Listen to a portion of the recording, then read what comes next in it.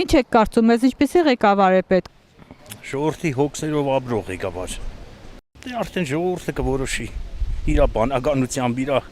իմաստությամբ կզանազանի այդ ամենը։ Չէ, գիտեք ոնց։ Մենք վարչապետ չունենք այսօրվա դրությամբ։ Ես չեմ համարում վարչապետ։ Եթե մի մարդ հաշվի է առնում, որ ասենք բանվորը այն թոշակառուն, որ խոսքի ասենք այդ փողը ինչ է անելու, եթե ավելացնեն իր թոշակը, էլ ինչ վարչապետ։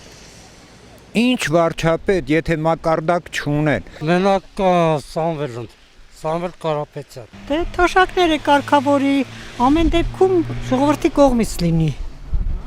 Թոշակները դա չի նշանակում, որ թոշակները ինքը բարձրացնում է իր առևտրի տեսակը, դա չի նշանակում, որ բարձրացված է։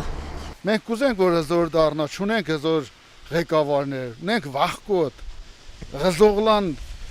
ղեկավարներ, որ Թուրքի դեմ գնացել չոքեր, Թուրքից ներողություն խնդրել։ Նման մարդիկ ավելի լավ մի օր շուտ, երկու օր շուտ ոչ թե մեռնեն, սատկեն, որ այս ժողովուրդը իրանք իմանան ինչ կանեն իր հայրենիքը պահպանելու համար։ Ժողովրդի համար մի բան անի։ Հայաստանի հզորացման համար աստվածապաշտ ղեկավար է պետք, ուրիշ ոչ մի բան։ Հայրենասեր, ազգին նվիրված ազնվորություն։ Ոչ Նիկոլի նման։ Ուժեղ որ ճշնամիները վախենան, մեր երկիրը խաղաղ լինի։ Ազգասեր, երկրասեր, որ երկրին տեր լինի, ժողովրդին տեր լինի։ Հայաստանում ինչ ամենասեր որ խոսենք։ Հայաստանը խեղճ երկիր է դարձել։ Պարզ ու խելացի։ Հզոր Հայաստանում ապրենք, հզոր վարչապետ է պետք։ Հայրենասեր, կենտրոնամետ, Հայաստանակենտրոն, ամենակարևորը, ուժեղ, հոգով, սրտով,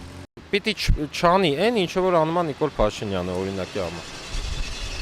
Երկիրը հզորացնի, այնց անի, որ թշնամիների դեմ չհամաչենք, չընկրկենք, հայ զինվորին, այնց պետք է անի, որ հայ զինվորին փեդով չտպեն լարեն պոստերից, առանց զենքի, առանց ոչ մի բանի։ Տեսել եք, էլի դուք եք տեսել ինչա կատարվում։ Ավելի առողջ, որպեսզի պատկերացնի մեր ապագա հայրենիքը։ Ուժեղ, խելացի, գրագետ։ Մտածի ազգի մասին։ Հզոր ղեկավար։ Կարողանա ինքը աշխարհի այնպես, որ ժողովրդին դուրը գա, ժողովուրդը գոհ լինի։ Սա է կարևորը։